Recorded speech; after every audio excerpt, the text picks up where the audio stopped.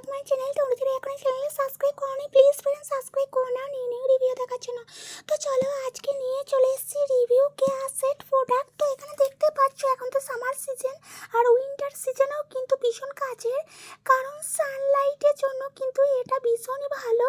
বাইরে যখন বেরোবে সানলাইটে কিন্তু একদমই স্কিনকে রাখবে না, সবসময় প্রোটেকশন দিয়ে রাখবে। তার জন্য দেখো এখানে কেয়ার সেটের যে দুটো প্রোডাক্ট আছে একই, বাট এখানে SPF 60 আর এখানে দেখো SPF 40। তো এর মধ্যে UVA UVB আছে।